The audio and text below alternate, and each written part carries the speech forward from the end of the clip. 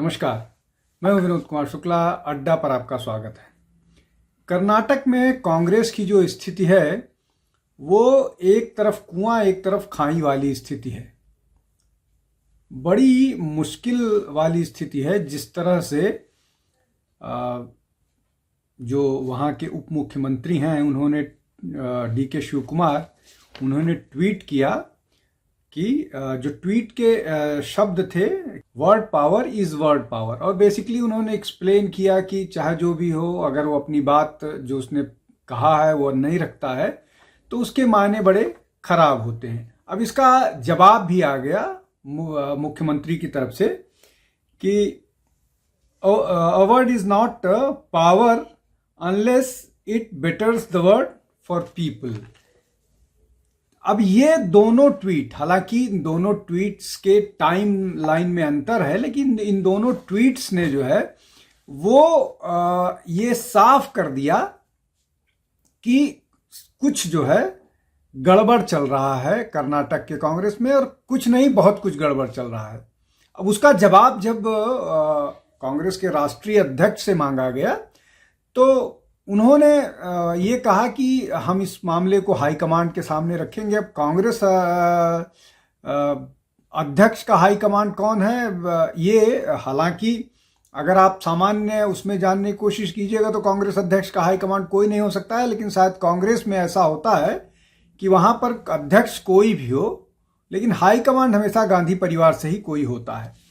अब ये जो पूरा का पूरा मामला है जो चल रहा है सिद्धरमैया और DK शिव कुमार के बीच, अगर उसको सीधे तौर पर बात करें तो वो मामला ये है कि सिद्धरमैया DK शिव कुमार के साथ को ये प्रॉमिस किया गया था कि 2.5 साल के बाद उनको मुख्यमंत्री बनाया जाएगा और दोनों लोगों को, सिद्धरमैया और DK शिव कुमार को 2.5 साल का टेन्योर मिलेगा। लेकिन जब भी इस तरह की बात होती है तो इस मामले को ये मामला टल जाता है और घूम फिर करके डिसिप्लिन इनडिसिप्लिन का मामला आ जाता है। अब इसमें एक और बड़ी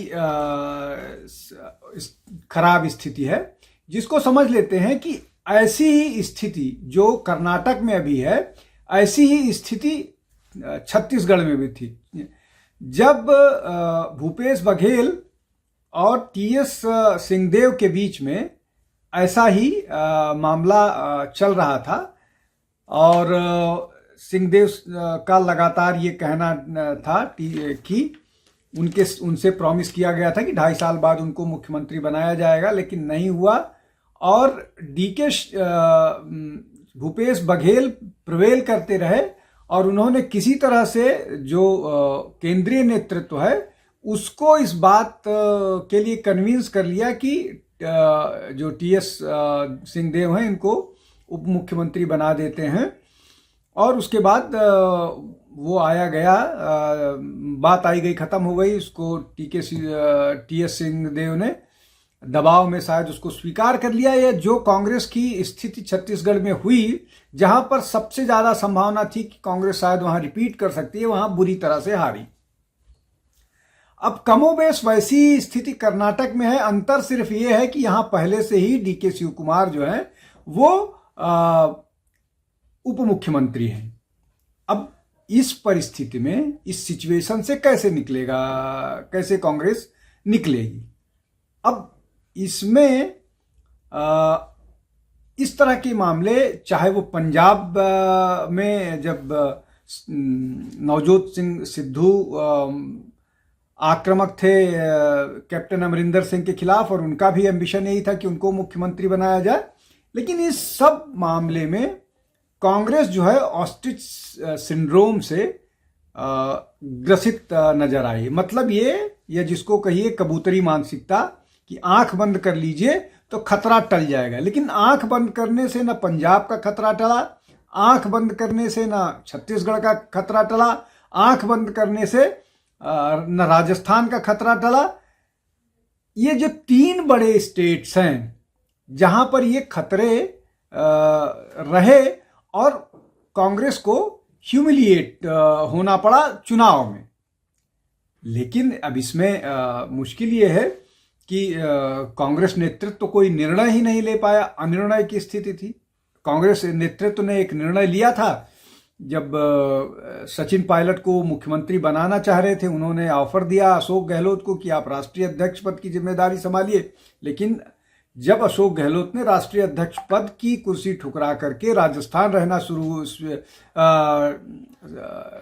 रहने का निर्णय किया मुख्यमंत्री के तौर पर, कांग्रेस कुछ नहीं कर पाई और कांग्रेस उन पर कोई अनुशासनात्मक कार्यवाही भी नहीं कर पाई। तो ये जो स्थिति है कांग्रेस के लिए कि आंख बंद करने के अलावा कोई चारा नहीं है।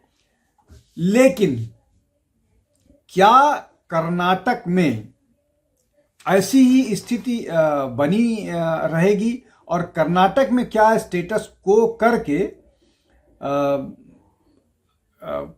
आप बच सकते हैं? मध्य प्रदेश में आपने आंख बंद करके रखी और सरकार चली गई। अब मैं सब 3 उदाहरण देने के बाद मध्य प्रदेश में क्यों आ रहा हूं? मध्य प्रदेश में इसलिए आ रहा हूं कि कमलनाथ की सरकार 2020 में मार्च में गिर गई और एक बड़ा धड़ा ज्योतिरादित्य सिंधिया के साथ भारतीय जनता पार्टी में चला आया और उसके बाद जो कांग्रेस की हार मध्य प्रदेश में हुई वो पहले से ज्यादा खराब हुई। अब एक और बात समझ लेते हैं कि क्या जो काम ज्योतिरादित्य सिंधिया ने किया वो डीके शिव कुमार कर सकते हैं?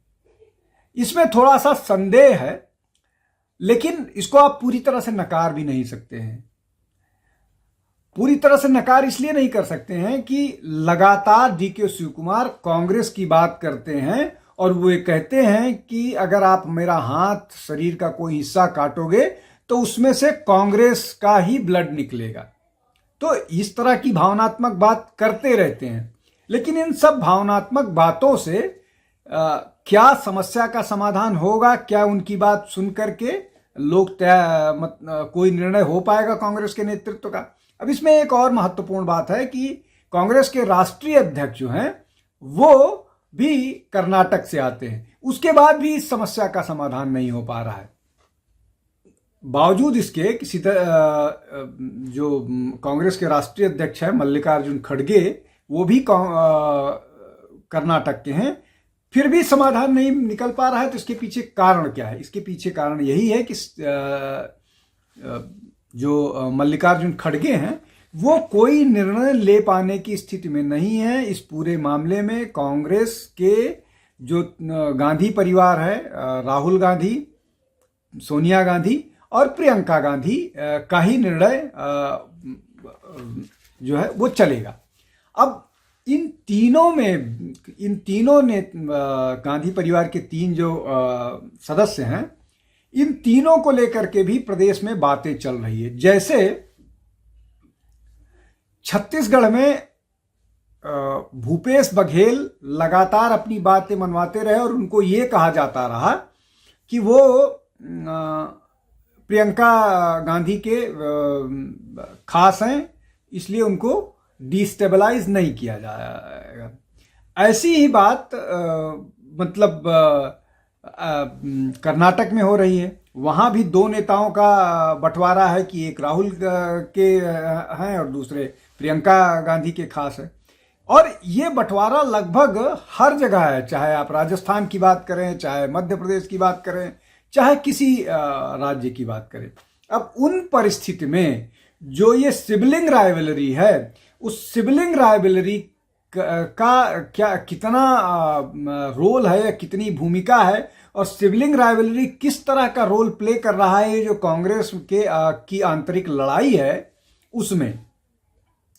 एक और महत्वपूर्ण बात है जिसको समझ लेना चाहिए कि क्या ये जो रीजनल शत्रप्स हैं, ये रीजनल शत्रप्स इतने मजबूत हैं कि गांधी परिवार इन पर हाथ नहीं डाल सकता। कम से कम जिनकी हम बात कर रहे हैं, चाहे भूपेश बघेल की बात हो, जिस तरह से भूपेश बघेल ने नया रायपुर में जो कांग्रेस का प्लेनरी किया था, उसके बारे में बोला जा रहा था कि ये बहुत लंबे समय के बाद शायद जो बॉम्बे में 100 साल पूरे होने पर थे हुआ था, उस तरह का उन्होंने ऑर्गेनाइज किया था नया छत्तीसगढ़ में। वैसा ही हाल अशोक गहलोत का है। कमोवेश जो है वैसी ही स्थिति कमलनाथ की है। तो जब कोई रीजनल क्षत्रप अपनी जो पेरेंट ऑर्गेनाइजेशन है उसको फाइनेंशियली मजबूत रखता है, मदद करता है, तो उसको उसकी बातें, उन क्षत्रप्स की बातें केंद्रीय नेतृत्व को सुननी पड़ती हैं। या तो फिर केंद्रीय नेतृत्व इतना पावरफुल हो कि इनके विरोध या इनके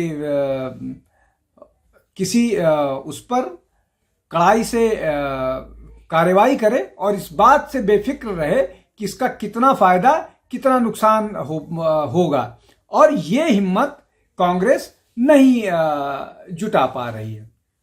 वापस कर्नाटक पर आते हैं। अब कर्नाटक में दो बड़े जो नेता हैं उसमें अगर डीके शिव कुमार की बात करें तो वो वोकालिग्गा समुदाय से आते हैं। अब वोकालिग्गा समुदाय जो है वो लगभग 10 से 12% के बीच में कहीं पर आता है, और जो उनके धर्मगुरु हैं उन्होंने तो ये बोला था कि हमने कांग्रेस को बोलना शुरू कर दिया है कि हमने कांग्रेस को सिर्फ इसलिए समर्थन किया था कि अगर कांग्रेस जीत करके आती है तो एक वोकालिग्गा मुख्यमंत्री बनेगा, लेकिन वैसा नहीं हुआ और अब उनको 2.5 साल के बाद वोकालिग्गा को मुख्यमंत्री बना देना चाहिए। दूसरी तरफ सिद्धारमैया जो है वो ओबीसी समुदाय से आते हैं। तो दोनों स्थिति समझिए, अगर वोकालिग्गा को मुख्यमंत्री बनाते हैं तो ओबीसी वोट बिखर जाएगा, और अगर नहीं बनाते हैं तो वोकालिग्गा बिखर जाएगा। एक और बात जुड़ी हुई है इससे कि डीके शिव कुमार फाइनेंशियली मतलब कर्नाटक कांग्रेस का सारा खर्च और बाकी सारी चीजें बंदोबस्त करते हैं और संगठन पर उनकी पकड़ है। दूसरी तरफ सिद्धारमैया जो है वो मास लीडर है। तो अगर आप सिद्धारमैया को एंटेगनाइज करते हो, मतलब सिद्धारमैया को आप नाराज करते हो, तो जो ओबीसी वोटर है वो आपसे खिसक जाएगा। और अगर आप डीके शिव कुमार को नहीं कोई उनकी मांग पूरी करते हो तो वोकालिग्गा खिसक जाए। तो दोनों तरफ से कांग्रेस जो है फिर एक मुहावरे का इस्तेमाल करता हूं कि कांग्रेस के लिए भी सांप छछूंदर वाली स्थिति कर्नाटक को लेकर के हो गई है, और ऊपर से कांग्रेस की जो इनडिसाइसिव रहने की, अनिर्णय वाली स्थिति है, वो कांग्रेस के लिए और खतरनाक है। तो अब इन परिस्थिति में कांग्रेस के पास क्या चारा बचता है? 1 दिसंबर का अल्टीमेटम मिल गया है कांग्रेस को। कैसे इस मामले को डील करेगी, कैसे नहीं डील करेगी, ये तो आने वाला समय बताएगा। लेकिन शायद अभी कांग्रेस कोशिश ये करे कि इस मामले को किसी तरह से डिफर करे, किसी तरह से इसको टालकर शांत करने की कोशिश करे। लेकिन जिस तरह के तेवर डीके शिव कुमार के हैं, अगर इस बार उनकी बात नहीं मानी गई तो वो शायद पार्टी में रहते भी पार्टी को तहस नहस करेंगे, ऐसा उनकी बात से लग रहा है। वो चाहे जितना ये कहें कि वो कांग्रेस के डिसिप्लिन सोल्जर हैं, लेकिन जो व्यक्ति लंबे समय से इन्वेस्ट कर रहा है, कांग्रेस के खर्चों को पूरा कर रहा है, कांग्रेस के चुनावी खर्चों को संभाल रहा है, कांग्रेस के बाहर के सारे मैनेजमेंट को कर रहा है, संगठन को चला रहा है, उस व्यक्ति के दावे को आप बहुत ज्यादा दिन तक नकार नहीं सकते हैं। एक और महत्वपूर्ण बात है जिसको लेकर के कांग्रेस भारतीय जनता पार्टी पर हमेशा टारगेट करती रही है कि जो भारतीय जनता पार्टी के मुख्यमंत्री थे, मतलब सिद्धारमैया के आने से पहले, वो भारतीय जनता पार्टी में कांग्रेस से आए थे। वो बाहरी व्यक्ति थे, उनको भारतीय जनता पार्टी ने मुख्यमंत्री बनाया। ऐसा ही बात जो आसाम के मुख्यमंत्री के बारे में बोला जाता है, बीजेपी पर आक्रमण किया जाता है हेमंत बिस्व शर्मा के बारे में। वैसी स्थिति सिद्धारमैया की है। सिद्धारमैया भी जनता दल सेक्युलर से आए हुए हैं और सिर्फ इसलिए आए थे कि वहां रहते हुए उनकी मुख्यमंत्री बनने की महत्वाकांक्षा पूरी नहीं हो सकती थी, इसलिए कि एचडी देवेगौड़ा अपने बच्चों को आगे कर रहे थे। उन परिस्थिति में क्या लगता है कि सिद्धारमैया अपने एम्बिशन से कोई कॉम्प्रोमाइज करेंगे? ऐसा होता दिख नहीं रहा है। इसलिए ये स्थिति ऐसी है जिसमें कांग्रेस के लिए बहुत मुश्किल होने वाली है। आज के लिए बस इतना ही। बहुत बहुत धन्यवाद। नमस्कार।